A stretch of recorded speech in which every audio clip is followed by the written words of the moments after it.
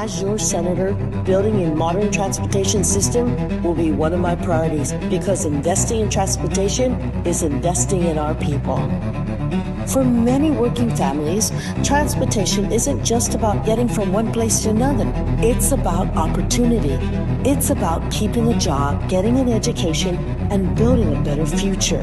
A strong economy depends on a strong middle class, and a strong middle class depends on having the tools people need to succeed. That's why transportation matters. When workers can get to work reliably, business can grow. When businesses grow, jobs are created. And when jobs are created, families thrive. Imagine a Guam where opportunity is within reach for everyone. I'm Donna Munikanata, and I approve this message. Please re-elect Senator Shelley Calvo, number 8 on the Republican side of the ballot. She has served Guam with compassion, integrity, and results. She is rooted in service, guided by balance, and driven by community. She cares. This is Shelley Calvo, and I approve this message.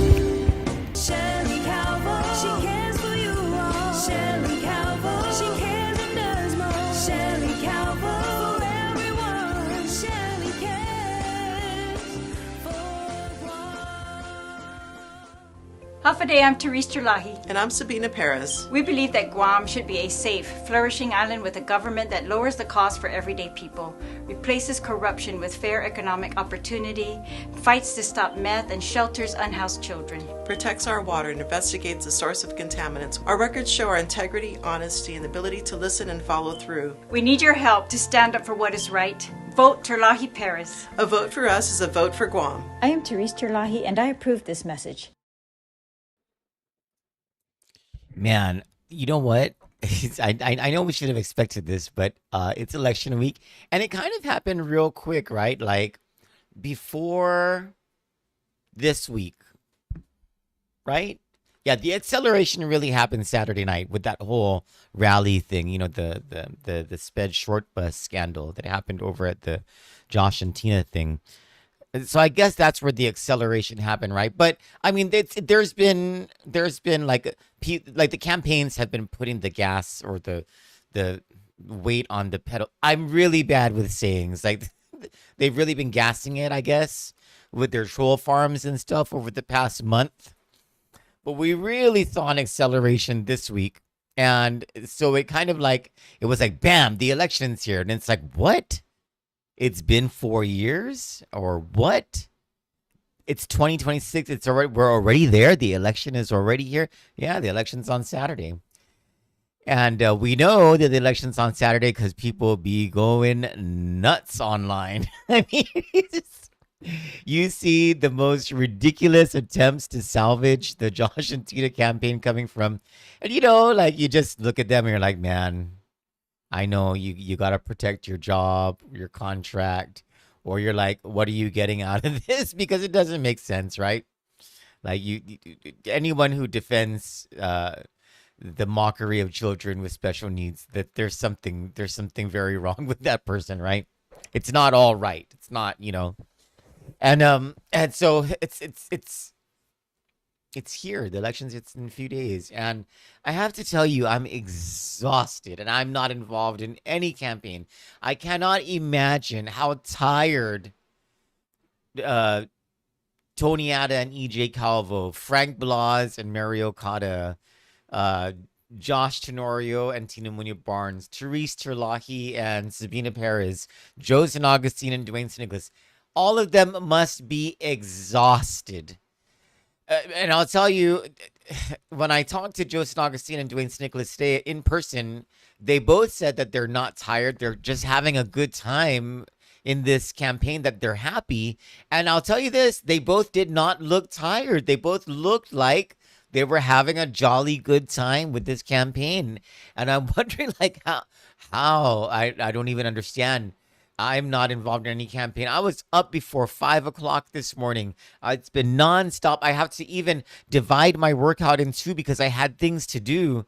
And the reason I'm late to this show, that I'm not apologizing for it, because I'm legitimately late for this show because everything has just been one thing after the other. I haven't eaten anything today except for my shake, my morning oatmeal, and my protein, and some snacking that I did tonight because I'm waiting for the food to cook. I cannot imagine what life must be like for the people. No, I can because I've been there before, right? But at this age, I cannot imagine what life has got to be like for the several campaigns and the people involved in the campaigns. And I just wanted to explain that away. On Saturday night, we featured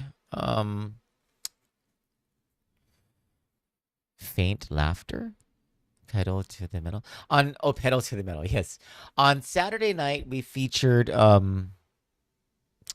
the interview that I did with Josh Norio in December 2023 right after he announced that he's running for governor. Sunday night, we featured the interview with Frank Blas Jr. and Mary Okada, which the interview that I did in I'm sorry, I'm really struggling here because I'm on fumes right now. It was January 2026 that we had that interview.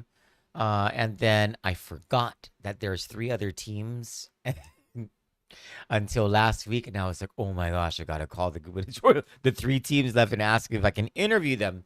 So Therese Terlahi was the first to say yes. And on Saturday, I interviewed her. We played that for you last night. I'm sorry, Therese Terlahi and Sabina Perez. Today, I interviewed Joseph Agustin and Dwayne Nicolas, and this is what I want to present to you today.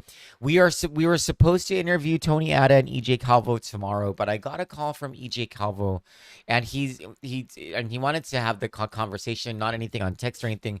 He apologizes on behalf of him and Tony Atta. Their campaign schedule, according to Mr. Calvo, is just so condensed right now. They asked whether I would be okay if they skipped this interview.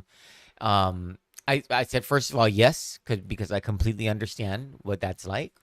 And they said that if, and they're not trying to be presumptuous, but if by the choice of voters, they prevail in the primary election, that they will conduct they will interview with Kandit right after that. And so I don't have any sore feelings about that whatsoever. I completely understand that's how. And now someone's going to accuse me of supporting Atta Calvo because I let them off the hook so easily on an interview. I mean, it's just, what am I supposed to do? I mean, I would like to have the interview, but they don't have the time. They don't, and they have a campaign to run. So I'm not going to be all pissed about it. They've never shied away from any of my questions. So yeah, in that sense, I'm not pissed at them either. Anyway, this interview that I had with Dwayne Nicolas and Joseph Agustin, Dwayne Nicolas, let me tell you, out of all of the candidates for governor and lieutenant governor, they are by far the most charming and the most likable. And it really comes through in this interview. You got to watch this interview. You kind of had to and the several times in the interview, I had to reel everyone back in, and mainly Senator San Agustin, he was so excited, not just to answer the questions, but to talk about so many different subjects that he just kept jumping around to different things. And I was like, at some point I was like, well, Senator, I didn't ask about that, but thank you so much for volunteering that's what you want to do if you're elected governor. If this was a fun interview, and I think you guys will agree with me that it was a fun interview and it was engaging. We will get to that interview on the other side of this commercial break. Stick with us. Tony and I got married at an early age, and back then we didn't have much. But from the very beginning, Tony was determined to create a better future for our family. Shortly after we were married, Tony joined the Army, and we moved to our first duty station at Fort Campbell, Kentucky. Those weren't always easy years, but they taught us the importance of sacrifice, faith, and commitment. What I've always admired about my husband is that he's the same person at home that people see in the public. He's honest, he's humble, and he genuinely cares about people. He's a devoted husband, a loving father, and a proud grandfather. Tony and I have been together for 43 years, and I've been blessed to stand beside him through every chapter of our lives. I'm Annette Umpinko Atta, and I humbly ask for your support and vote for my husband, Tony Atta, for governor of Guam. I'm Tony Atta, and I approve this message. Together, we'll put Guam first. Hafa I'm Therese Terlahi. And I'm Sabina Perez. We believe that Guam should be a safe, flourishing island with a government that lowers the cost for everyday people, replaces corruption with fair economic opportunity, fights to stop meth, and shelters unhoused children. Protects our water and investigates the source of contaminants. Our records show our integrity, honesty, and ability to listen and follow through. We need your help to stand up for what is right. Vote Terlahi Perez. A vote for us. Transportation, tourism, customs, utilities, and federal and foreign affairs touch every family, every business, every day. Jesse Michael Anderson Lujan believes Guam can be greater together by fighting for cabotage exemption, expanding the Philippine visa waiver program, and opening new doors for tourism investment and opportunity. Vote Jesse Lujan. Leadership you can see. Accountability you can trust. I'm Jesse Michael Anderson Lujan, and I approve this message. This past year, we've been focused on moving Guam forward, strengthening oversight in our schools, supporting our veterans, standing up for students and families, and working on policies that open doors for our people. For me, public service has never been about headlines. It's about showing up, listening carefully, and doing the work that matters. There's still more to accomplish, and I'm ready to keep pushing ahead. I'm Senator Vince Borja, and I humbly ask for your continued support.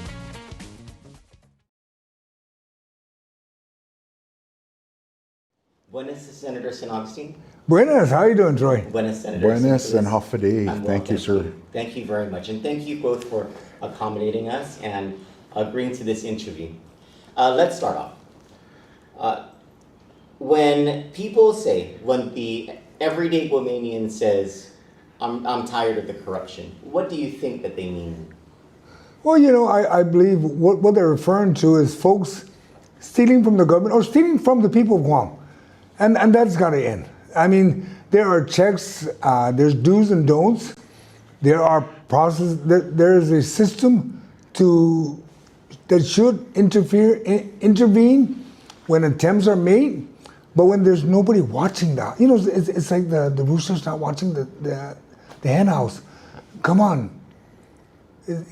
For me, it's quite simple because being a prior military or retired from the military, that's what we do. We have SOPs, we have internal controls.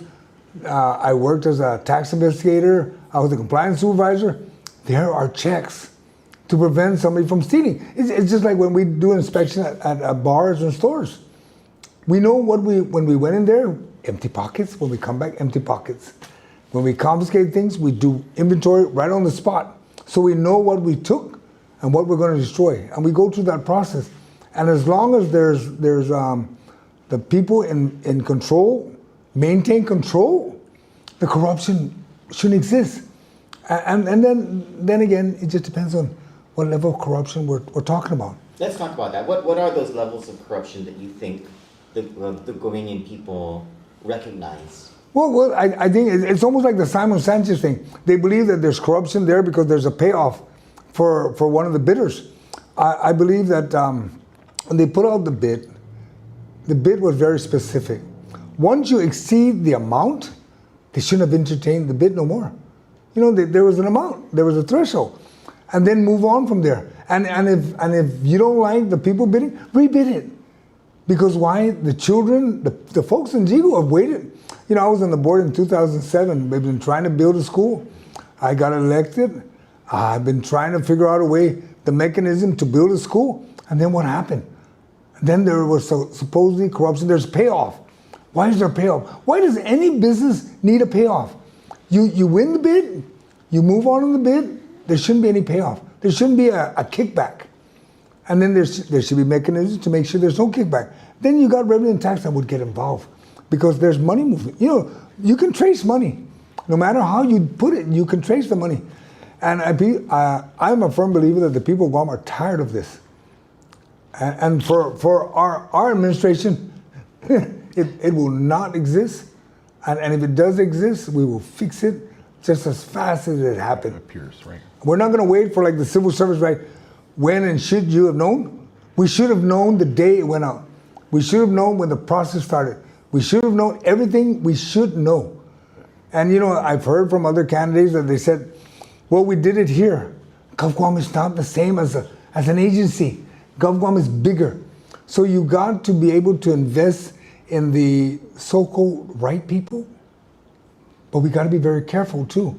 I mean, I think on one of our forums, I mentioned, they asked me what would be the worst thing you would say. I said, you're fired. And the reason why I said that is because if we gave you all the rules, to engage in government business and you failed, then you should be fired. And when you're fired, you're literally gone. It's not you terminate, we're going to move you to another office and guess and hope that you do better. No. When we terminate you, you're gone. Now, if you're going to come back, there's a process now. Because everybody has a second chance in life. Maybe even hopefully not get to third, but give the second chance, but they got to go to, and not go back to where they came from. There's a reason why we moved you out or we terminated you from there.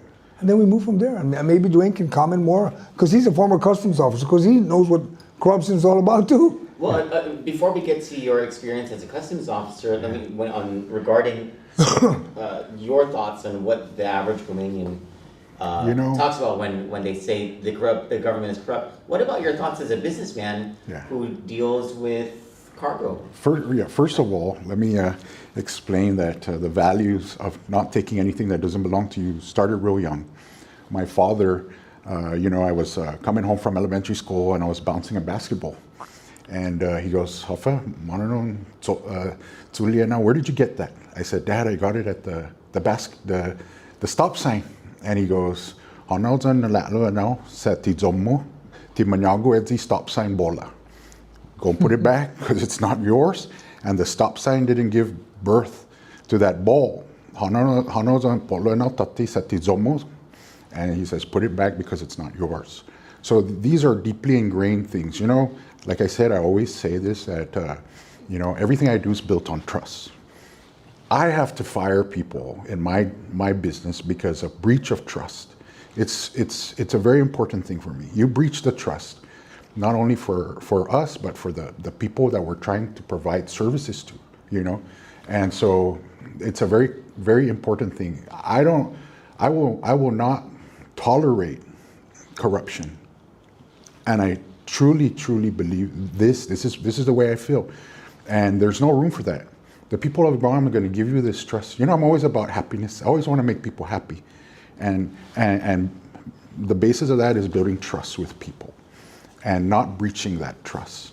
And taking something that is not yours just ruins the reputation of the administration, and it ruins the reputation of the leaders.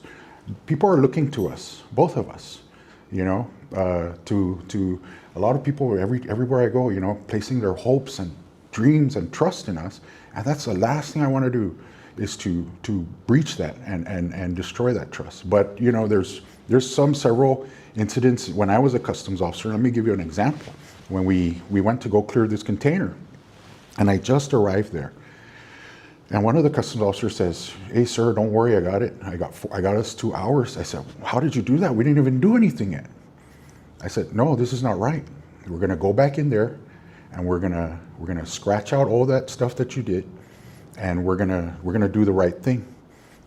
When you see that document, you're gonna see all the scratches out, because I wasn't gonna tolerate that." But when I heard that from that officer, I really literally wanted to, vomit, because it was just not right. It's not right. And so what happened to that fellow officer? Well, he continued on with his foolishness, and he ended up going to jail for it. Going to jail for corruption. Okay, so I know who this officer is. Okay. And so, and it's funny because when that was a big federal case. Yeah. Okay. And when you're principled, right? I was the one who was, looked down on, and that was, Who looked down on you? Everybody else, because you're supposed to be protecting this guy, but I wasn't going to tolerate that. And there was another incident where another officer came in and put a time that wasn't his, slipped it into the box, and one of my guys caught it. He says, "Sir, there's a guy who put in hours that he didn't work." And I said, "Oh, really?" So I ended up writing this guy up, and I got I got ostracized a little bit for it, because the thin blue line or whatever it is, right? But I stood up for what is right, because at the end of the day, people, it's trust, it's my reputation. I'm not going to ruin that, and I'm not going to let anybody ruin that for me or for our team and our reputation. That's why we always guard what we say, because people are watching. There's a lot of kids who look up to me. We just were waving the other day, and it's wonderful when they roll down their window and the kids are waving at you. They appreciate what you're doing, and so they're watching us. And I don't want to let them down. You talked about our culture in the 1980s. I'm guessing we're the same. I know it's the 1980s. Yes, I miss the 80s. So in the 1980s, the culture was, if it doesn't belong to you, you don't take it. You don't take it. You don't touch it. You don't take it. Touch it. You don't take it. But there's also another culture, and it's pervasive. It's not just in the government of Guam, but it is something that's pervasive in our culture, and it goes something like this: that when you tell your friend that, hey, I don't know why, but I got paid 2 extra hours. Yeah. And I didn't work those hours. And your friend says, oh, you're lucky. Sweaty. Yeah. You're lucky. Or, on the other side of it, is for instance, what you did. You tell your friend, I'm going to turn this guy in because it's wrong. Mm-hmm. And your friend says, are you stupid? You're going to get in trouble. Or this is just how it is. You got to play the game. That's wrong. When you're principled, right? When you're principled, you start off as a principled person. You're not gonna, and your values. You're not gonna stray from that, especially when you're firm and you're. Even if it goes against the tide. Even if it goes against the tide, I've done that before many times. And it's because if I'm gonna err, it's gonna err on good, always good. There's a reason why they call me Mr. Goodman. Because if I'm going to err, if I'm going to make a mistake, it's going to be to the benefit of others, or you know what I'm saying. And so that's how I've always done my thing. That's how I always ran my business. That's how I there was a point when you were young, but in the course of time, you're building up your character, you're building up your reputation, and it takes a long time to build up a wonderful reputation, and only one minute, and you ruin your reputation. Forever. That's right. And that's something I cannot live with. I don't want to go there. I don't want to do it. It's like lying. When everybody, and Dwayne would always tell me, he says, Joe, I hate politics. I says, and my background is my father's been in politics. I never really cared for politics because why? I just didn't like the taste of it. I'd always have to work the politics. It makes me sick to my stomach sometimes. But I don't really care for it too much because if it's wrong, it's wrong. It doesn't matter. If it's right, it's right.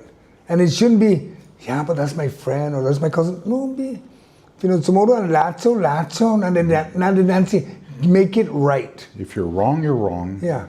And let's just fix it and let's move forward. Because why? What happened? Like the movie The Lion King. The monkey hit his head. And he goes, what'd you do it for? It doesn't matter. It's in the past. Let's move forward. You know what I mean? And everything will fix itself. It's going to be a new administration. It doesn't matter who wins. It's a new administration. And it's got to be right.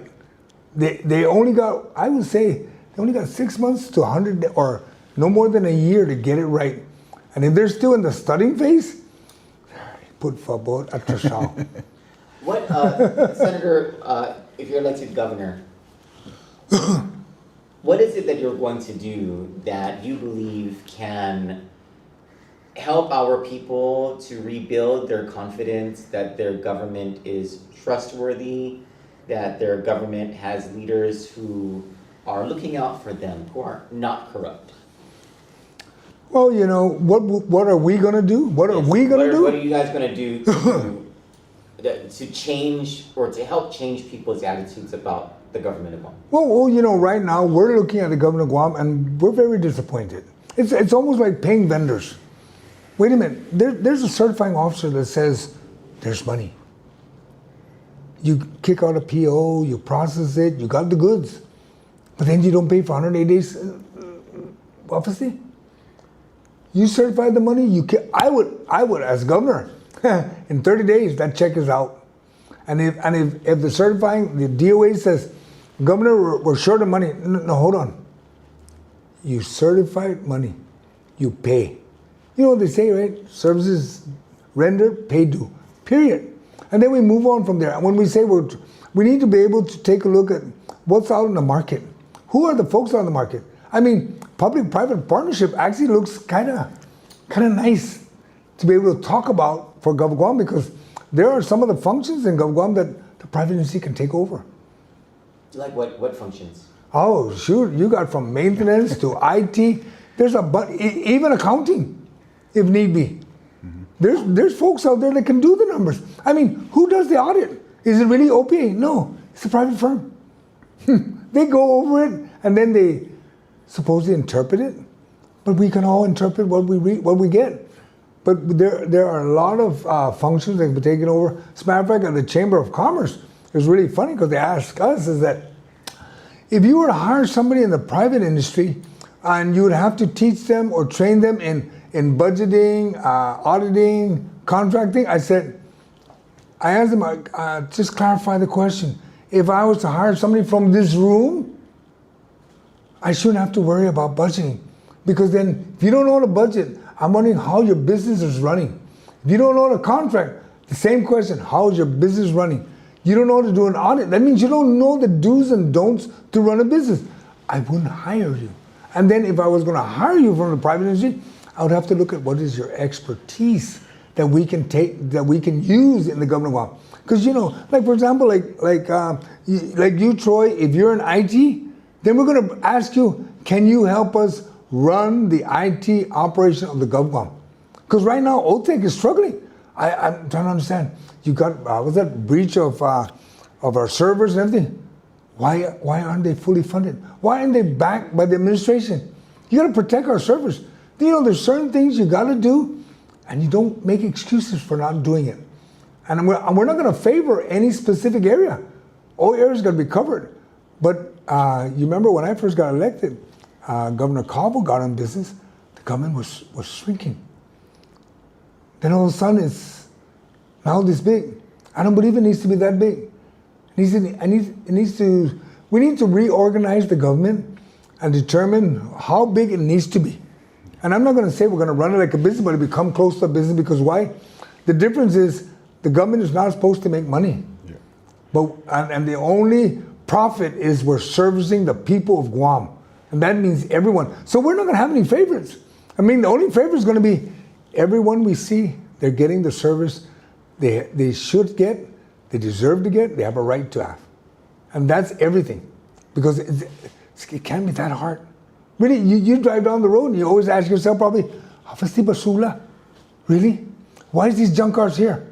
And I preach this and you probably heard in the hearings.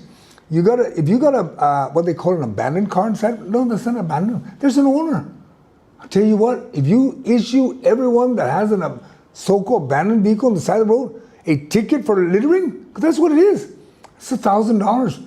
I'll tell you what, if you own a vehicle, I'm going out to get that vehicle because I know that's my car I sold, and I can verify as the current owner from revenue and tax. If it's still registered to me, I'm going to grab it because I don't want to get a ticket for $1,000. That don't be clean. Then, when I was supervisor for compliance, is that what you would do? Oh, would you order the police to go out? Yes. Okay. I would direct even EPA. Even the mayors have the authority to issue licenses, issue tickets. But they're not. Most of them are not doing it. Remember, the reason behind this is to clean up the island. And that's why it's so important that we constantly educate our people. On the right way to do things, and part of that is being great leaders. Good trusted leaders. Education doesn't only come from teachers, comes from grandmas, comes from uncles, comes from dads, comes from moms, comes from leaders too. So if leaders speak to their people and show them that we do care for their safety and their welfare, they come along. That's why in Singapore they always run ads on how to do things, to do it this way. Because we, as a counselor, you always got to constantly remind people of what not to do. Or you remind them also that they have choices to make. And you know, as leaders, you know, we're going to be educating the public that you know, this is not punitive. You know, we're not doing this to impugn you. This is to regulate the trash in the island to make it safe for us all. It's embarrassing, you know, when we go out there and there's trash all over the place. It's embarrassing. I'm embarrassed by it. Why? Because everybody who comes to visit our island is going to be an ambassador to tell other people how wonderful their experience is on Guam. And we have to understand that about our island. And that way we have to take care of her, you know, and whatever it takes to make sure that the island is kept clean and safe is a top priority of ours. Is that something, because the Island-wide Beautification Task Force... He's going to make me the island. He's it. And you know what? When you mentioned education, I don't even remember way back. I mean, I'm a lot older than he. Way back before, you know, when they used to have cars on the side of the road that are in a wreck, DWI, don't do this. Yeah. We do the same thing for drugs. We do the same thing for littering. We talk about everything because you're constantly educating. You're constantly educating. And then people. You make sure it starts at the schools. Yeah. At the lowest level, with the earliest level, elementary. You know what I mean? And just go through it. I'll tell you what, the smarter you are, the better everybody will be. What were we going to say, Senator? No, it's a tragedy, you know, with the meth epidemic. It's such a tragedy, you know. And you know, as a school counselor, you know, I had to deal with a lot of the repercussions, the you know, the consequences of this. You know, you see it spill over. You know, you have kids being raised by their grandparents. You know, and just the other day, I had a lady come up to me and, Senator, you got to do something about this because, you know, my brother took meth all his life, and now he's older and he's sickly, and the rest of the family put him in the front of my door, and now I have to take care of him. And that's a tragedy. You see it's how it's generational and how it's just spread throughout the community. And you know, we gotta educate our people from very young age, and so on and so on and so on until, you know, because we need to educate them. We need to tell them, you know, and do it with compassion, because that's how you build trust, right? And then they believe you, and then they follow what you're trying to say. And you know, we live in a free country, right, where you're able to pursue your happiness whichever way you please. But when your happiness infringes or hurts other people, we got to call you back and say, hey, you know, maybe this is not the way you should go. This is not the way you should do it. You know, instead of having signs for the Attorney General promoting about the people getting convicted, how about promoting about don't do drugs? Yeah. That should be the biggest promotion. Yeah. That's federal money. That's local money posting that sign. That wasn't free. If he came out of his pocket, good for him. But it didn't. It came out of the people's money. You talked about how you would govern with honesty and in certain ways that would curtail corruption. But you won't always be the person who manages the agency. You're the governor, the lieutenant governor, right? There's a cabinet. There are directors that you entrust. Mm-hmm. And you hope that they are doing the right thing, and that they're also choosing right is right and wrong is wrong, etc., right? Mm-hmm. How are you going to choose your cabinet? What are their criteria? And how are you going to monitor that they are not, reaching into the cookie jar? Well, you know, I look at it this way as a retired military guy. It's not about micromanaging, but you got to get involved in everything that's happening, even as governor. I mean, you can almost expect me as governor. I'll be on the street with my security. I want to make sure the trash is, in fact, being picked up. I'm going to walk into an agency. They're not going to know when I'm going to show up. I'm going to walk in there, and they're probably going to say, "Lana, the governor's here." Yes, I came to check. He's like that. I do this. He's like that. You know. You can count on that. You can expect me to do that. I did that in the military for 26 years. I was in the military, so I'm into, you know what they say, trust but verify. I'm into that. Doviai no proviai. See, What is it? Doviai no proviai. It's one of Ronald Reagan's favorite quotes. Oh. It means trust but verify. And then Gorbachev turns to him and says, "You always say that every time we meet." and you know where I'm coming from, Troy, because I've seen you at work in the administration. I've seen you at work, period. And it's about, we're going to trust you. We're going to hold you to fire. It's like you when you ask me something, or anybody asks me anything, they say, "Man, Joe, I can't call you a liar." Look, I'm not going to lie to you. I'm going to tell you straight because I can't forget it. But if I lie to you, I'll bet money I'll forget tomorrow what I lied to you about. That's just natural, right? But if you tell the truth, you don't have to remember. You don't have to remember. It's normal. Yeah. But we're going to hire capable, honest, qualified people. What right, are those to run. Well, they're going to have our same values. Oh, our same values, and they got to be educated. Honesty. I got a master's. You got a bachelor's. We're educated. We're both veterans in the military. Is it Army? Army. We're both Army. That's why we get along very well. Because I don't know if you were the Navy or something. But we understand honor. We understand sacrifice, duty. Those are the foundations of who we are, and so we're expecting that. When I was a customs officer, I always wanted to make sure that when we hire, we get these kinds of people. I always said happy customs officers make great workers, and great workers make wonderful service for the people. It's always been my thing. You go to my store, they love you. They're so happy to greet you. Those are the kind of people we want. We want to make my motto of my store is visit us and leave happy. That's my those are my values. So when we're going to hire people, they're going to have to make sure that they have those same values, because when you come into a government agency, I want you to treat the customer as if they were your mom or your dad. Yes. It's the same way in my store. I always say treat them well, because they're the ones that make us put food on the table. You always got to treat people with respect. And so when it comes to the government, I know it's going to be difficult sometimes, but you always have to be that ever omnipresent person.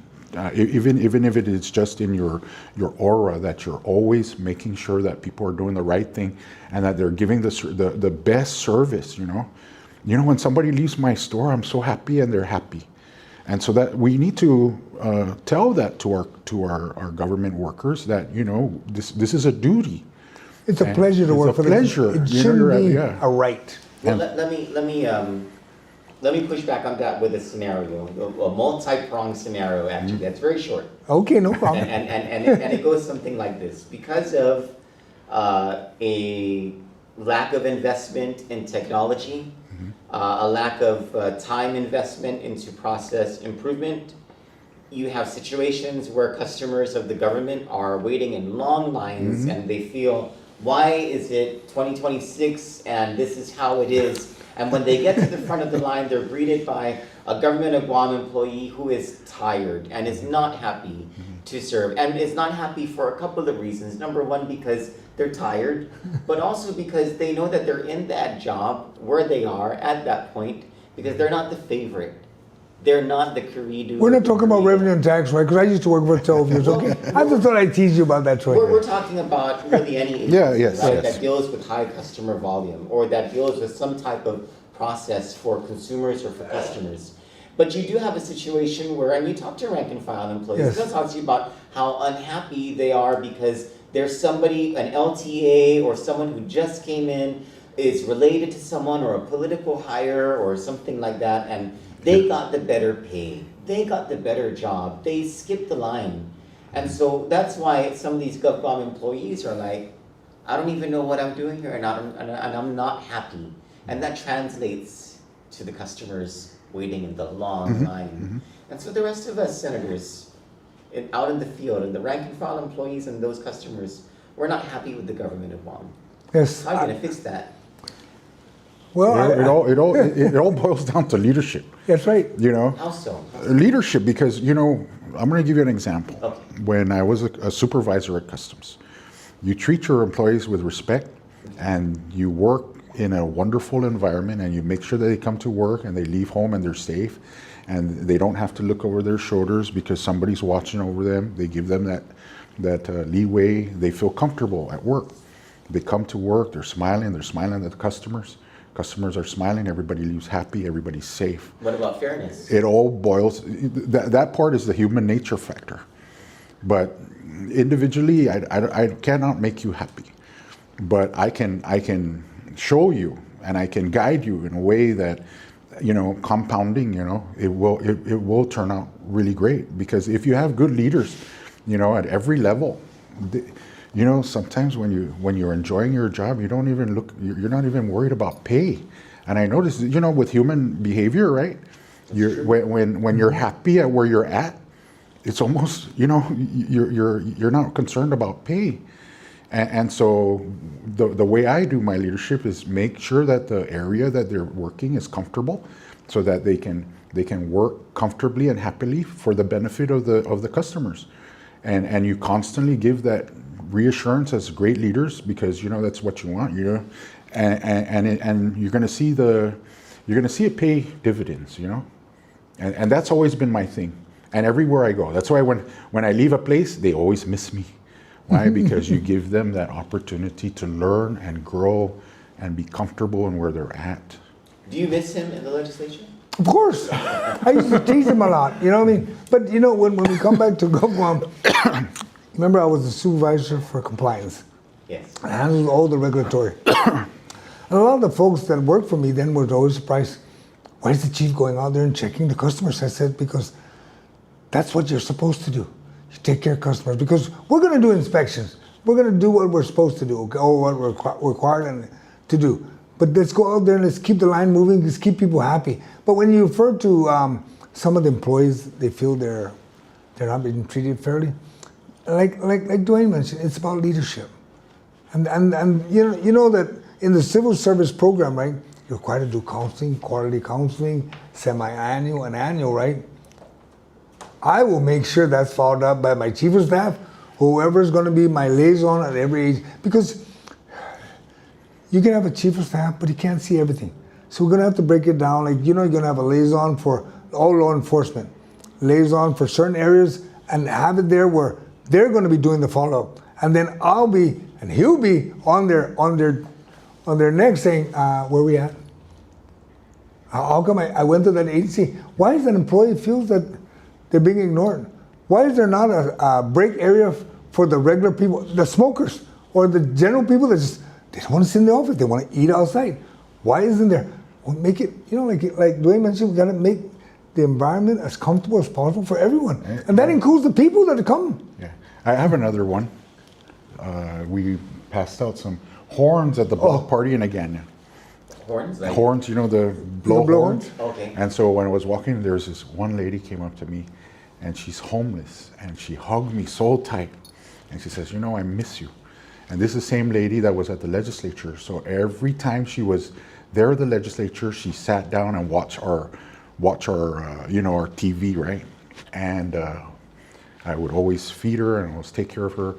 And she's so gracious to me. And then she says, Senator, I feel safe here, because out there, I'm afraid of the men that are homeless too, and they're going to hurt me.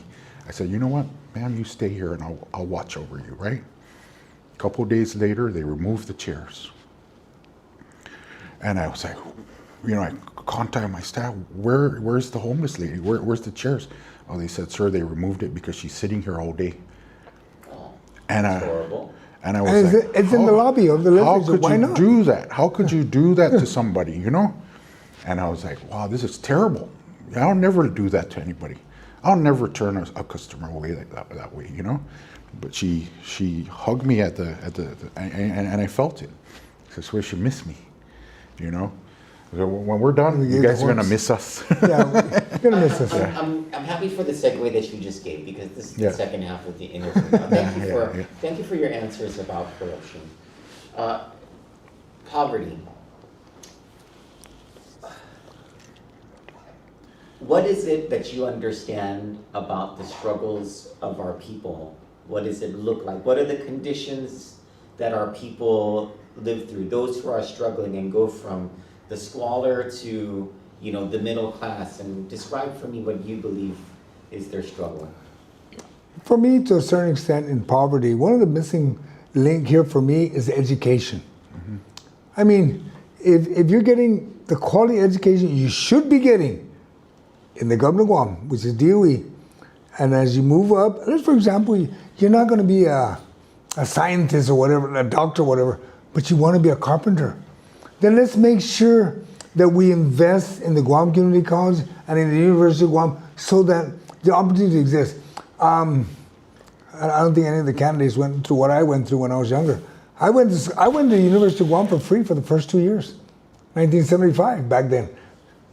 Education, going to the university was free. There was no GC then, there's VOTEC, now there's GC. We should try to figure out a way how to help the children that want to go to school. They may not want to go to get their master's, whatever. They want to get a skill. They want to be a plumber. They want to be a ship repairer. They want to be a welder. Those professions are still needed here. And if we get our folks educated, then maybe we can reduce the age to start hiring our own people, start taking over those positions, and just watch. They'll get out of the level of poverty they're at, and they start saying, I got a job. Now I can move up. I'm getting promoted. I can move up and make it work. The opportunity is there. We just need to explore that and go for it. Not necessarily just explore it, but pursue it. Because, gosh, I mean, at one point, I think one attempted candidate for governor wanted to offer education for 2 years. That's a great sound. But at that time, the money wasn't there. But the opportunity can be there to allow folks to get education. Better education, GCC. It's cheaper to go to GC for 2 years than it is to go to the University of Guam. But we can find the middle ground where they can get some credit, get the cost reduced. And let's help our children. Let's help all our folks. Because maybe yourself, you may say to yourself, I've always wanted to be a welder. Next thing you know, you go there and you apply and goes, yeah, you qualify. Boom, you get qualified, maybe tuition free, but books you pay for, lab and everything else. It can work. They do that for senior citizens, they do it for veterans. Why don't we extend it to the population so we can start adjusting, start working with our people? We need to keep them on Guam. Not get them educated, then they disappear. Educated, employed, we move on from there. Thank you for your excitement and wanting to explain the solution, but I'd like to know what your understanding is of the problem. My understanding, is, what we need to do is we need to fix our families again, Yeah. Our families are important blocks in our community that if they falter, everything else frees. What's broken about our families? Broken is drugs, and we got grandma, raising grandkids. You got dads who are on drugs. When I was a school counselor, I would always ask the kids, what does your dad do? And then they say, my dad's not here. It's not present, And I'm like, wow, this is, and it's a common theme that I'm hearing all the time. And, the family is the most important unit that supports everybody. When you have a frayed family or you don't have the cohesion, you're going to have some kid who's going to fall by the wayside, And it's so important. Education is no doubt one of the most important things, but also strengthening our families. And that's what I said as a counselor, right? You always have to remind people of the importance of that family unit, because that's the one that keeps us together, and that's the one that's going to pick you up when you're down. Just like that one example I told you of that lady that had her brother show up in the front door, and she has no choice but to take care of him. So you gotta take care of these people. You gotta constantly be that presence, that is warm and understanding, so that way when we're explaining to them that what you're doing is a wonderful thing, that they don't feel that they're alone. We're here with you, and we understand, and we're trying to fix it. We're trying to help fix it. But the most important, poverty, there's a reason why I sell toilet tissues at $10 at my store. I need to buy that. You need to try it. And not only you buy it, but it makes you laugh, because it's a funny brand. But I did that not only to I mean, I don't even know if I'm even making any money out of that. But the reason, when I first started my business, you know what my prayer was? Lord, because it was during the pandemic. I said, Lord, can you help get us through this, everybody? And so that's what came about with our business, that I was able to. So being so gracious to the Lord for helping me out, I keep toilet tissue affordable for everybody because I know everybody's struggling. And I grew up in a household in Pagacha where my auntie had to pick between food or gas and toilet tissue. You grew up in poverty? I grew up with my auntie's house, at my auntie's house. Pagacha, she raised me, and I love her dearly. And, so there's a reason why I'm selling toilet tissue. Everything that I'm doing has a purpose. There's a meaning behind it. Purposeful existence, right? You have a purpose. And so that's how I try to give back to the community so that they can alleviate some of the, the choices they have to make. But imagine if you let me run the government, and the mentality of compassion and caring and actually genuinely loving some people so that you can take care of them, no matter who they are, from homeless to hero. You treat everybody the same, Yes, everybody must be equal.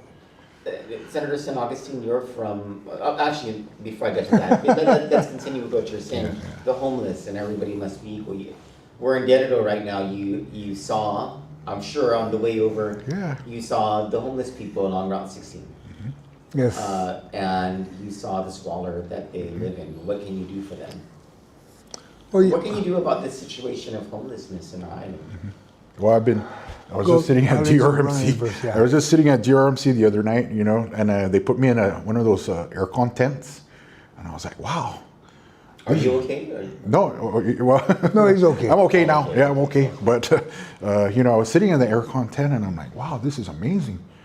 This is amazing. A couple with a shower, or hot bath, or whatever, and some towels and something. Maybe we can make something out of this. But that's something that I was thinking about. You got to restore people's dignity. There you go. You restore people's dignity. I had to deal with the homelessness when I was down at the legislature, one-on-one, and I see them all the time. And the restoration of their dignity by lending them an ear, having them know that you're there because you care for them, is a wonderful thing, to know that you're the cause of their smile. And so that's the kind of stuff that you're going to get from us. We really want to help. I mean, there's only one reason why I'm doing this. We want to help. We want to help. I wouldn't have done this. Joe asked me. I told somebody the other night that I almost bought a house in Utah. I almost left, and he goes, "Well, where are you going? Nanganaza? You're going to help me help fix this island?" And I'm like, "That's right. Let's say I'm trying to run away from politics." But he helped me back, and so I canceled, my housing loan, my loan to purchase a home. But he's the reason why I'm here. And, I trust Joe. Joe has been, just look at his record, of helping people, And so he and I have that same mentality where we want to help everyone. We want to help people. So he is the best candidate for governor. He's the best candidate for because, I don't know about the best candidate for poverty, but. Yeah, but he's Joe has a distinguished Army career. That's amazing for me, because I'm an infantry soldier, and to respect your leader is a wonderful thing, and I respect him. That's why we work well together, and I know his heart and I know his capabilities, and that's why I'm stuck to you like Band-Aid, right? And I told him this is a team effort, and it's spelled as TEAM, not TIM. Yeah. You like that, Troy? We had a joke of a cheer when we were at Notre Dame High School. But when you talk about the homeless, when I see them, it's been discussed. They have I guess apartments at one point put up. They had federal funding and stuff, and then they discuss that it's because many of them don't want to follow the rules. That's the so Vince Ariola was caught on a hot mic laughing about that. Yeah. Yeah, but and while that might be true for some people, for some, but not for all. Not for that's all. Not exactly. That's not an all-encompassing. Very unfair. Stereotype. Exactly. And we need to take a look at every village, the group of homeless, because when they say they they can find an apartment in Tumuni, then you can find one in Derido. You can find one in Maiti. There's no reason why we can't find in every village because, like you said, not everybody's the same. Like you mentioned about the parking lot. You know, some people think that it's a joke because they don't have cars. Stop it, because sometimes that's their only home. Their only home is their only home is the car. So let's help them. Thank you for recognizing. Yeah. Well, we need to help them because, I mean, we go to the different fast foods, Taco Bell and everywhere. We find them and they say, "Sir, is there any way you can, give me $1 or $2?" And the wife and I were like, "No, give him." And she goes, "I'm giving him a $5. No, give him a $10 because it's for a meal." Yeah, you cannot buy anything at fast food for. Yeah, so we identify, and then on some occasions we're walking in and they're asking. They can get food. Says, "What would you like to eat?" And they tell us. We order it and we give it to them because it's about helping them because that may be the only meal they've got, and let's help them. We need to find a way to help them, not make the excuse to avoid them. They're not going anywhere. They're here to stay. So let's help it. And when I say talking about apartments, there's apartments all over this island that are abandoned. Some of them are just not being occupied because there's nobody. Well, then if the government's if we can find the funding to fund it, then let's put a family in. But we also make sure public health is involved, Guam Housing involved, gurus, every agency that can help to offset the cost. Help them get on their feet, not make the excuse to ignore them because they're not going anywhere. And we need it. I don't know. You got to have a heart for that. And just do it. I'm particularly interested in your comments about this because we're both from Jigo. Yes. We both know what the poverty situation is there, not just the rising number of unhoused people who we see walking the streets. Yes. But the squalor that people on Chamorro Land Trust property, whether it's their lease or they're squatting, right, or in Gil Breeze, Gil Baza, Zero Down subdivisions, poverty in Zero Jigo Down, is major. A very big problem. Yes. Senator, you're from Jigo. What are we going to do about this situation if you're elected governor? Well, not just in Jigo, but everywhere. But everywhere. I mean, we look at it this way. Like when we talk about Jigo, we got Zero Down, there's Gilbert. Let's take a look at what did the government fail to do. They have an infrastructure problem. Let's get the infrastructure in there. But they have to get water from one spigot at the entrance. No, I would say as governor, let's find a way. Guam Water Works, bring in the water. If they say it's going to cost money, well, let's figure out a way how to get the money to that. Is the general fund going to subsidize that, or have a way to finance it? We'll find a way to fund it. Okay. If there's a will, there's a way, and there's about a priority of money. Yes. Well, you take a look at it this way, Troy. Well, remember, we're also soldiers, right? We're the Army National Guard, right? And so every once in a while they have training. And so I was talking to him, like, hey, why don't we get the engineers out there to do some stuff to pave the roads or put pipes down, and we'll call it training for military preparedness, right? And so he says, oh, that's a great idea. It's allowed. When I was in the Guard, I used to help write up what they call military support to civilian authorities. And like you mentioned, if you have a Red Horse or an engineer unit, what is your training set up for the year? We got to do plumbing, got to do construction. Yeah. Well, you know what? Well, You're doing it this weekend. Every weekend for the rest of the year, plus your annual training, then request from the National Guard Bureau if they can extend their annual training on Guam. They do projects. Do projects to fix and help the people of Guam. And it's available. CBs are available. The Navy, everybody visits Guam. That's going to be a really great thing, not only for our people, but for our soldiers, because they're feeling that they're giving back to the community. They're reaching out to the community and building the things. That's what I did when I was deployed. We were building schools and wells and classrooms. Because I don't know if they call that training, but that was our mission. It's training. So if they can do it there, we can do it here. He's going to be the commander-in-chief. We know these things. We know it's possible. The capabilities to round up our soldiers, and they're serving their communities and uplifting their communities. They're going to be proud. They're going to be happy to do it. I've seen recently on the news, I think I saw the National Guard was visiting GMH, and the first thing that crossed my mind is, wait a minute. I remember talking to Dr. Lena Ogden and says, get the governor to talk to the adjutant general, get the electricians. You need support up there. Get them to do training. Training. And then all of a sudden I see it on the news. I'm like, I hope that was my idea. You know, it didn't just drop from the sky, right? You know what I'm saying? Did anybody give you any credit for it? But see, I don't need the credit. You know, we don't need credit. No, we just need to make want sure the everything's job better. done. Yeah. The guard, like I mentioned, they got Seabees. You know what was that? Every 6 months or every quarter, there's a ship that comes in. They got electricians, they got plumbers, they got all the expertise. When they arrive, can you help the community? No, not just for painting. Can you help construct some things? Yeah. Can you help repair the things that are on island? And let's get things back on track. What about affordable homes? Rent is crazy expensive. There's no way a middle-class family, much less a lower middle class or a poor family, and poor families don't have Section 8. If you have Section 8 right now, you're lucky. If you have public housing, you're lucky. Otherwise, you're on a list. Well, and you're SOL, right? Right. But if you're anywhere from the poor to the middle class, you cannot afford the rents. It's terrible. It's just too expensive, and you certainly cannot afford a mortgage. Well, what are your solutions? Well, when you say you can't afford it, you know, Guam Housing has a mechanism where you can apply. And you can't say it's not possible because I bought my first house from Guam Housing, and the rates are lower. The price of the homes, though, are just so the inventory is not meeting the demand for our people. But how is that possible when we have so many people who've left? Right. Well, and the population went down. Well, you know that it's a mixture of things. Okay, the housing prices or the housing costs or rental is high. And there's a reason for that. There's a reason for a lot of the things that we're suffering here.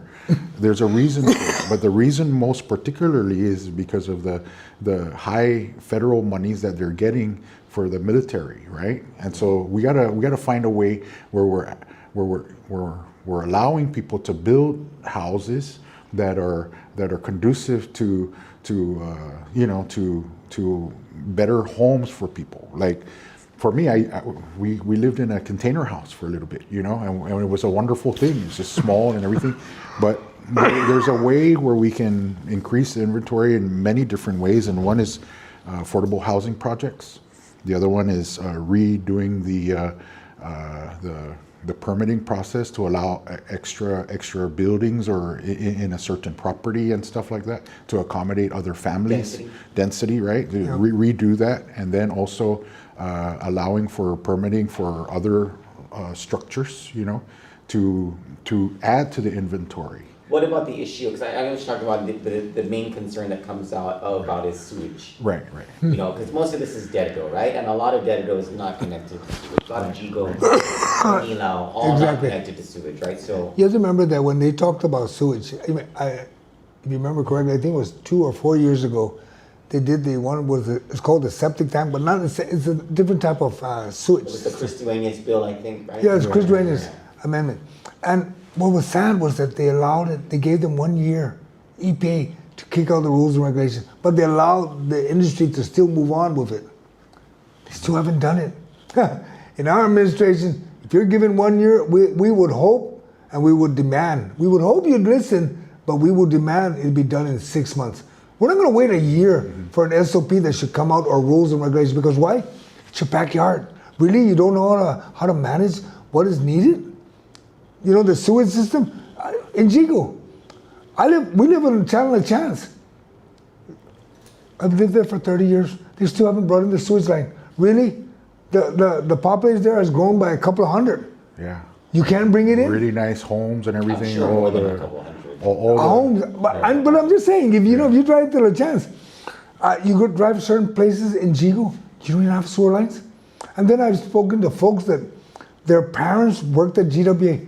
They have never upgraded the sewage line to begin with. I'm like, and we got millions and billions of dollars going in there? Yeah. Really? When was the last time, also the affordable housing, when was the last time the government built something big, you know?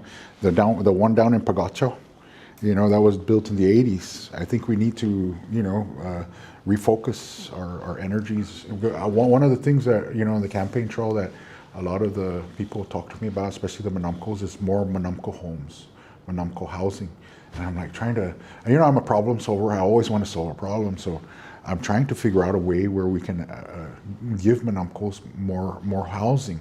you know, because the Guma Tranquilidad has already, you know, served its, you know, purpose. It needs to be bigger. It needs to be bigger, yeah. Maybe What about 3 times the What size. about assisted living? We would have to work, you know, we could work with the agency that would be assisting them, such as I think public health, I think is in assisted living.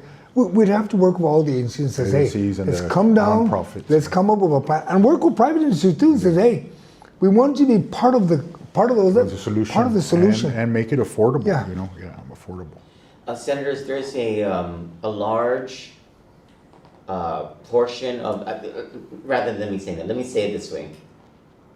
We all have someone in our families or in our friends or someone we know who, in one way or another, has a special need. And whether it is ADHD or, you know, you're quadriplegic, you're in a wheelchair, you use, what do you call those? The walkers, not just the walkers, The but walker, you know, you need some assistance Yes. walking. You are deaf or hard of hearing. You are blind, or you have diminished eyesight. Autistic, and from the lower end of the spectrum to the higher end of the spectrum. Right. Behavioral issues, drug addiction issues, emotional issues, PTSD. Veterans who suffer from several of these issues. That so many of our people are going through some hard times. Go through something. Yes. And they go through something that it would be better that they had some accommodations so that autonomy is an issue. And so many parents of children who have emotional, behavioral, physical disabilities worry that when they die, not that they're going to die, but what's going to happen to their kid. Yeah, who's going to help them? What's going to happen to their kid? You know, and I see your faces changing, and we need to figure that out, and that's not something we can just tell you. I mean, I hate to say this, but it's not something I can tell you. There is a solution in hand, but we can get enough people involved to figure it out. I mean, when you say they need the chairs, the wheelchairs, and stuff like that, well, I'm part of a motorcycle club that one year we made a push for wheelchairs for children. And a lot of folks, and we ended up giving out 15 wheelchairs. And a lot of folks were wondering, how do we qualify? Number one, we make sure they don't get federal assistance, they don't have insurance, and because of their income. And we confirmed it all. We gave out 15. Several families came and said, is there any way I can get a wheelchair for my son? He says, sir, did you qualify? He says, what are the qualifications? And when I explained that to him, he goes, no, I said, well, you can get a wheelchair from the federal government, federal grant, or you can get it from your insurance. So why would you want to get in line with these folks that don't have that available to them? He walked away, he goes, oh, sorry, I just thought you were giving it out for free. And we can do that for everybody else on Guam. There is a way to figure this one out. But what is the way? Because the needs are growing, but the services are not, and the products are not as well. And I've spoken to so many people on different. There are so many families who have at least been fortunate enough to have the Senator. This is making you emotional, I see. Who at least have the resources to leave Guam, so that and that's why they leave Guam, they can because take care of their kids in a state that has the services. So my wife is a former SPED teacher, and I told you earlier that we would tag team to help the kids. There's one as a counselor, and she's a SPED teacher, and there's this one kid. That's why got me emotional because you said about that. He doesn't speak. He doesn't write, doesn't do any of that stuff. But when he sees my wife enter the room, he would stand up and clap. And that particular kid was, I think he was turning 18. And one of the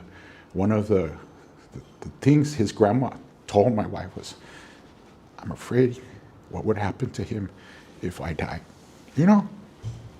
That stuck with me because I love this kid. He always lit up whenever I saw him, kind of like my angel, right?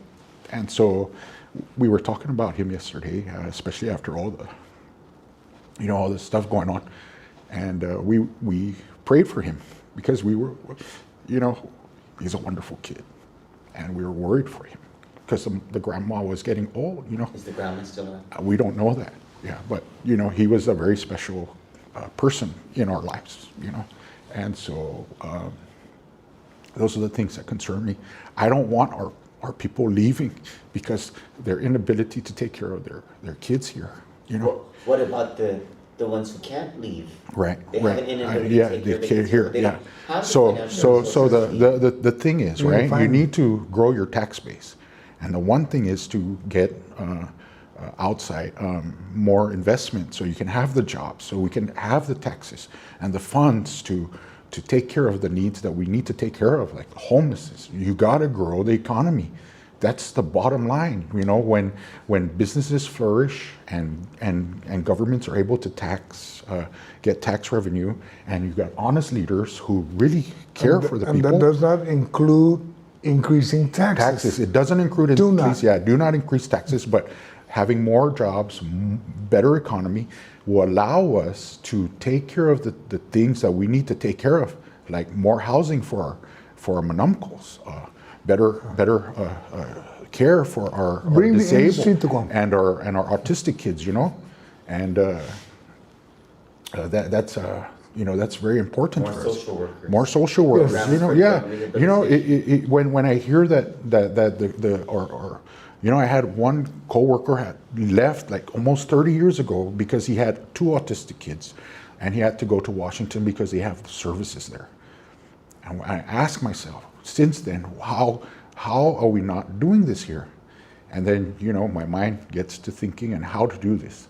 And so you got to grow the economy.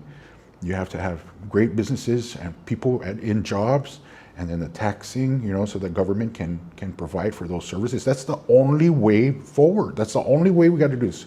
So we have to get that investment and grow the economy, so that way we can get the things that we need to do. Senator, how did it make you feel? Well, before you go to that one, it's almost like when we say we need more nurses, more teachers like that, right? And we hear there's a job fair. Really, you have a job fair? You just graduated so many teachers, so many nurses. They weren't offered a job before they graduated? When they were graduating, they should have been walking out saying, I work at GMH, I work at Public Health, or I work at DOE. And it's a source of pride for them. Yes. You know, that they want to work for your government, you know? It's like, you know, Dwayne and I, our prior service, were, you know, from military. We didn't walk up the door. We were recruited. Yeah. The military has a recruiting program that's set up where when you're a junior in high school, you graduate, you can join the Army, or you can join the Marines, or whatever branch service. We should be doing that when the child is going for high school and he's learning how to be a carpenter, you know, through the program from GC. Says, you know what? If you stay on this program and you grow up, you move up the ladder, you can be hired by this. You know, you set it up where people are not, I don't need to go, they shouldn't have to go to a job fair. They should have been picked off. Every teacher should have been picked up from University of Guam. Every nurse should have been picked up. Every carpenter. Everybody's on our radar. They're already there. Yeah, they're there. You see them. There's actually, in education, there's a term for it. I can't remember, but it has something to do with it's a career path, yeah. It's a career path. It might have the term ladder. Yes. But see, it's there. I mean, can you imagine that, Troy? You're reading the newspaper, there's a job fair. Who's at the job fair? And then you walk in there and you see somebody that just graduated from the University of Guam. You're at a job fair, they didn't pick you up before you graduated. Especially if they're highly qualified, you know, you should have these programs where, you know, you should just lead right into a job, and you know, you're highly qualified, highly skilled. You know, we want you. You know, we want you working for us. We got students graduating from high school, and they're wearing the United States Marine Corps or the Army right off the bat. We can't do that with our teachers, our nurses, our welders, our mechanics. Yeah. Really? So you would promote that alignment? We would promote that. Oh, yes. We would force the alignment. You would enforce it. How do you enforce it when you don't have control over the Department of Education? Oh no, we would get involved. Yeah, we're gonna get involved. You're not gonna say that's not my agency. No. Because we've heard that over the past 7 years. You know, as the governor, drop me in there and watch. If you're the governor, you're the governor of the government of Guam. The people of Guam are looking for you for a solution. So you're going to step in to help. Yeah. Are you going to interfere in their operations? Well, we're not going to interfere, but we're going to convince them. We're going to help. You know how that works, Troy. Okay. We're going to encourage you. So you're going to use the bully pulpit. Right? You're going to use your position as Eddie Calvo did it. Yeah. Not in a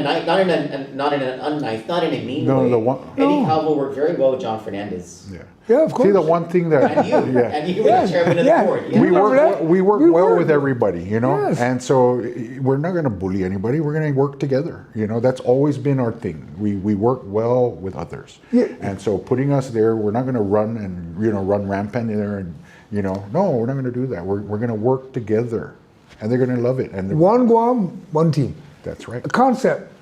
They talk about in the budget. DOE has problems or not enough funding to cut grass. Really?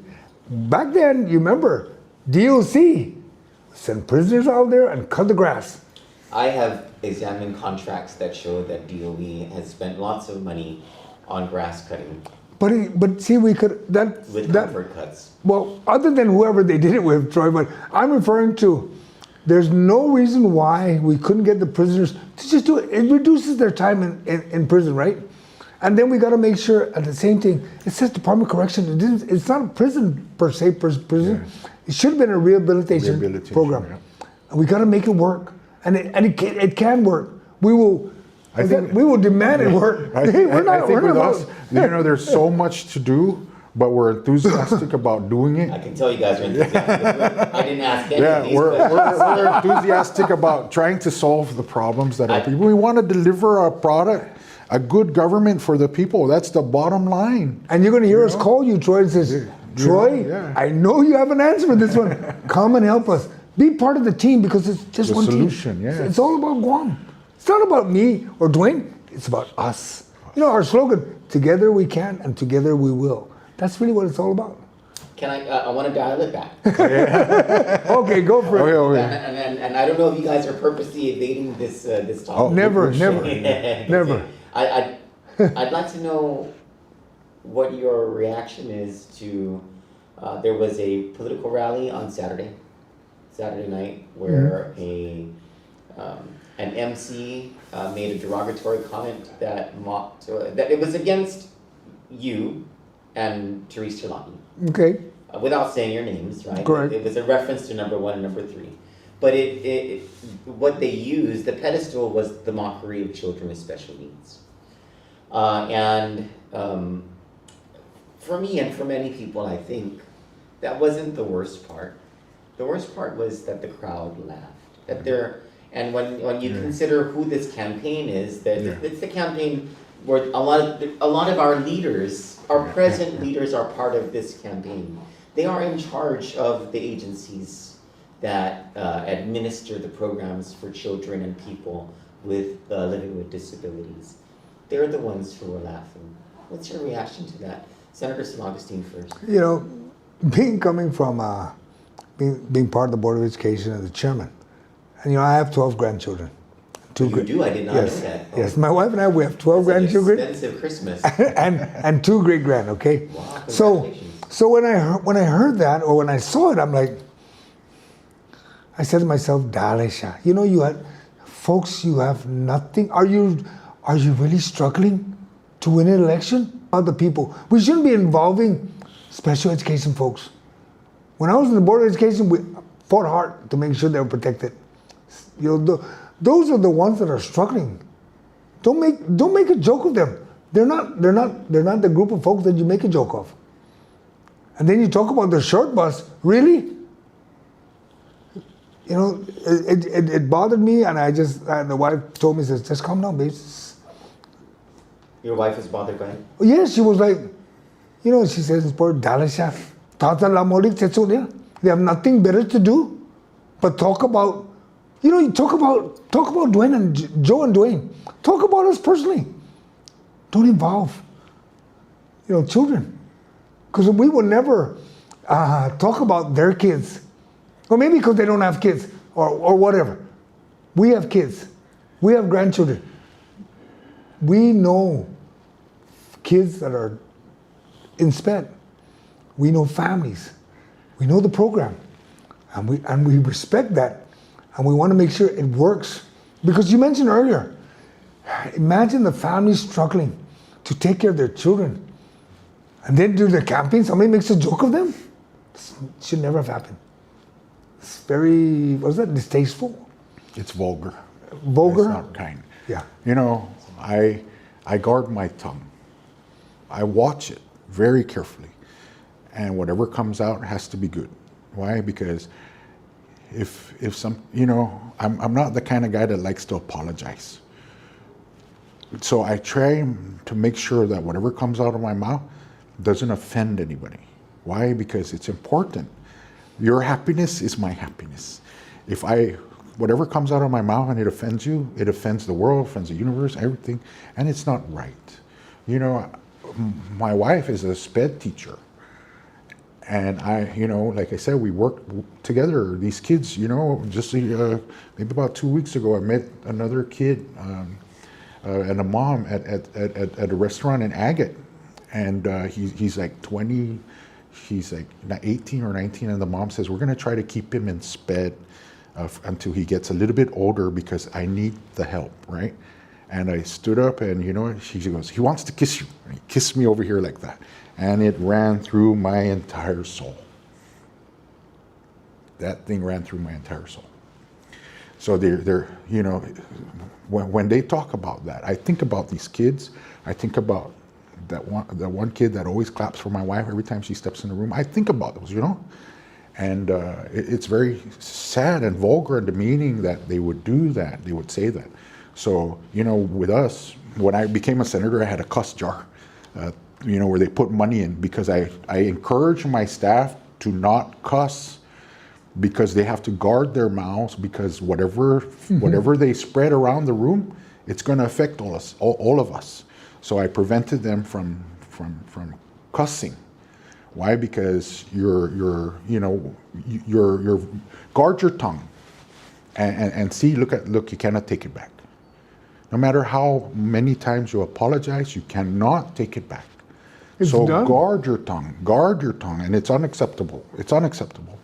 And that stuff with us, if we became, you know, governor and lieutenant governor, we're going to make sure that if they're going to make a mistake, it's always going to be a mistake for good, And you mentioned earlier about the special challenged children. Special needs. Yeah. Okay, you know, you got the SPED. Now what's the next level? DISIT. And DVR. Yeah. And they can get involved. I mean, look across JFK. That was really dedicated and committed for DVR and DISIT. 8 years, 10 years, 12 years later, still nothing. If we're fortunate, you will see that clear. That was Ben Servino's dream. You remember that? Yes. But that was during, if I'm correct, Eddie Cabo. It was Cabo's time, yeah. We will clear that, and we'll start with that, clear it, and then force the issue, get it fixed, because there's enough folks out there that need your help. We start making the steps, but we got to get in to make the steps, because obviously it's not happening. I don't know if it's going to happen next year. Whoever gets elected, I hope and I pray they do it. Not make the excuse that we're going to do a study. No, we're going to figure out the procurement. Yeah. It's like, what was it? Somebody asked me. Yeah, you're too late while everybody's struggling. Let's do a study for tourism. Yeah. There's nothing to study. Clean Guam, because if you enjoy the beaches, you enjoy driving Guam, you as a resident, people that come will enjoy it too. Senator Nicolas, why should voters vote for Joe San Agustin this coming Saturday? Well, because I trust him. You know, Joe, when I first got interested in running, Joe actually came down to visit me, and he says, "Hey, man, you know, I want to help you." And you know, for me, that's amazing when somebody wants to help you become, you know, something else. You know, Joe stuck with me by my side through all my successes and all that stuff in the time that I was a senator. You know, he's always been there for me. And Joe is the kind of leader that I respect. Okay, you know, for a long time, you're always looking for that one guy that can run so that you won't have to, right? Because you trust him, and I trust Joe. There's the only reason why I'm running with Joe is because I trust him. If I don't trust you, and and I didn't feel that you had a heart for service to the people, I will not run with you. This is not about, I don't care about titles. I don't care about money. They told me that if I won the gubernatorial election, that I'm going to have a salary for, how much is that? How much is that salary for the lieutenant governor? I say, I'm probably going to end up giving most of that away anyway. Well, that would be a pay cut from your business. Yeah, but I mean, there's 700 foster kids, that can benefit from it, which I wanted to do something spectacular for them. So, a great deal of my. You would give your salary? I give my salary. Yeah, of course. Okay. Of course. I've always wanted to do something, like I said, I always wanted to do something spectacular every year. So I gave away a car like 2 years ago, in my business, because I always wanted to, do something wonderful. And I was like, just give me a little bit of money so I could take my wife out to dinner. And the rest we can buy toothpaste and we can buy slippers and towels for the kids and for people that need it, right? And so, that's what I've always wanted to do. I wanted to do something spectacular and wonderful. But what was your question? Why should the voters choose Joe San Agustin this Saturday? Well, I trust Joe. I said it. I trust Joe, and everybody who knows me, knows that I'm smart, wise. I put my smart. I put my trust in him, and I would, you got to understand. I won't do this with anybody else. If anybody else asks me, it's not about title. I'm not running for a title. I'm not running for money. I'm running because this guy stopped me from moving off island. And he says, come on, you're not going anywhere, and you're going to stay with me, and we're going to help work this thing out. Senator San Agustin, the day that you decided that you were going to run for governor, I don't know if you can recall it. Please recall it, because the question is, when you woke up that day and you made that decision, yeah, I am going to run for governor. What was it? Why? Why did you want to run for governor on that day? Well, you remember, Troy, when I first got elected, I've only focused on the people of Guam. I didn't make money when I got elected. Let's start with that, okay? I left revenue and tax.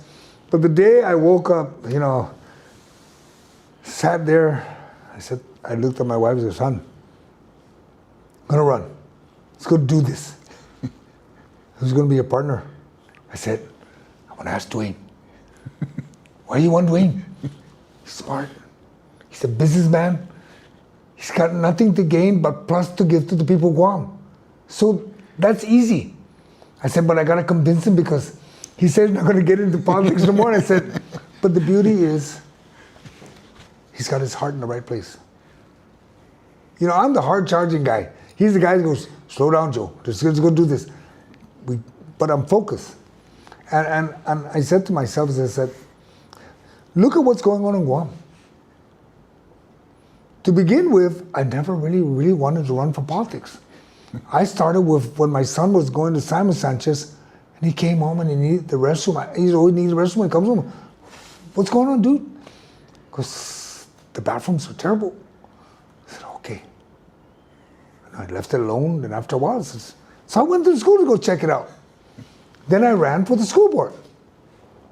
Did the write-in, because that was the way the system was set up. I got elected, became the vice chair, then became the chairman, and I went after hardcore.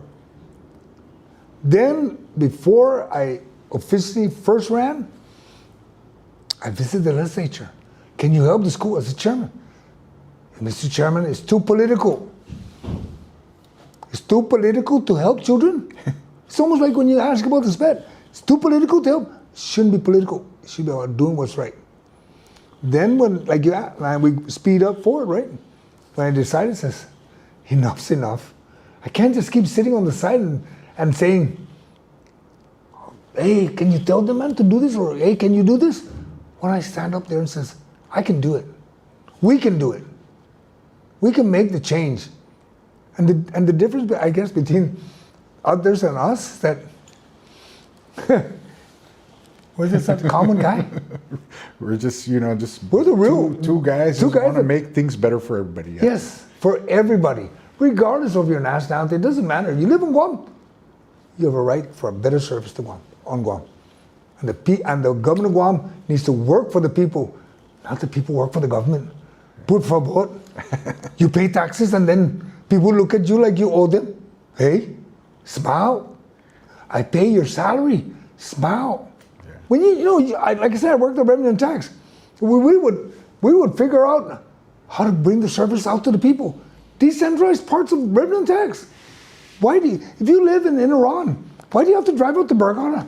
Why couldn't you get it over in Iran? Yeah. The public health. Let's open them up. Let's open up a space. Let's have a southern, central, and northern section to get your driver's license. And we break down everything so that everybody can get the service out there. Leadership will set the tone. The tone for success, will set the tone for the way people feel. And Joe and I have that ability to set that tone for the next coming years as we work together, for the benefit and the happiness and the prosperity of our people. Senators, this interview has been a pleasure for me. I want to ask you now if you can look directly into the camera and speak directly to voters and give them your message and ask them to vote for you. I'll let you start, Dwayne, because I'll close it up. Okay, you want me to do it first? I'll let you go first. Buenas and Hafade. My name is Dwayne Nicolas. I'm married to my wonderful wife, Aline Nicolas. We have 4 kids. I served in the Army National Guard. I was deployed. I'm a combat veteran. I served in customs for 23 years, became a supervisor, and then somebody invited me to do Santa Claus on December 2017. And January 2018, I ended up leaving customs to become a school counselor because I love working with kids and families. And then during the pandemic, we opened up our business, J. Goodman, because I wanted to help get the people through a very rough time with the pandemic. And ended up running for office. Joe helped me out, and I couldn't believe it. I made it my first time. Joe asked me to run with him, and there's nobody else that I trust to do this with. We're basically just here to serve the people and to do what is right and to give you a government that you deserve, but you also trust and you're going to love. And I'm asking for your support. We're number 3 on the ballot this coming August 1st. Please don't forget to vote for honesty, compassion, and kindness. It was my slogan when I first ran. I'm here to serve and to restore good governance to everyone. And I'm here to do it with Joe. So thank you very much. Hi, people of Guam, and I'm Joe at San Agustin. Joe Sims of San Agustin. I'm married to Joanne Babaut from Santa Rita. We have 3 children, 12 grandchildren, and 2 great-grandchildren. My background is I'm retired from the Army. I've worked at the Revenue and Tax Station as a Chief Compliance Supervisor. I also worked there as a tax investigator. I was on, I'm trying to go back in the clock to identify my background. I was in the Board of Education. I was there for 6 years. I served there as the chairman for 3 years. I have a bachelor's degree in criminal justice. I'm a former police officer. Just trying to go back a little bit and then talk about myself. But really, it's about I want to serve, and we want to be able to give back to the people of Guam from the government of Guam. Dwayne and I have been pursuing that focus since the first time he got elected, and since I've been elected. I've served you for now going to be 10 years. And it was always about the people, about accountability and transparency. And with every effort and every opportunity we get, if we're fortunate enough to get elected, our slogan has always been, together we can. My slogan used to be, and it still exists as senator, it's not about the easy way, but the right way. And if we do things right, things will get fixed. But with Dwayne and I, together we can, and together we will. And we ask for your vote on August 1st. We're number 3 on the ballot. And may God bless us all after 1 August. Thank you very much. Thank you. God bless you both. God bless us all. Yes. Leadership isn't measured by campaign promises. It's measured by a lifetime of keeping them. For years, Tony Atta has delivered results for the people of Guam. He authored Guam's Castle Doctrine, strengthening the rights of law-abiding citizens to protect themselves and their families. He passed laws protecting consumers, strengthened opportunities to bring more doctors and healthcare professionals to Guam, fought for small local businesses, and worked to make government serve the people, not the other way around. His record isn't built on speeches. It's built on action, on integrity, on keeping his word. That's what put Guam first means, putting our island first. As your governor, I will lead with integrity, and every decision I make will put Guam first. I'm Tony Atta, and I humbly ask for your vote. I'm Tony Atta, and I approve this message. Hafaday, I'm Therese Terlahi. And I'm Sabina Perez. As your senators, you've seen us fight for lower fuel and utilities costs, lower real property taxes, for the Chamorro Land Trust and affordable housing, to stop meth from entering our island. For your environment, to remove abandoned vehicles and illegal dumping, for fairness in procurement, and for resources of the government to benefit all the people of Guam. We've been fighting for you, and that's why we're running for governor and lieutenant governor. Please vote Terlahi Perez. A vote for us is a vote for Guam. I am Therese Terlahi, and I approve this message.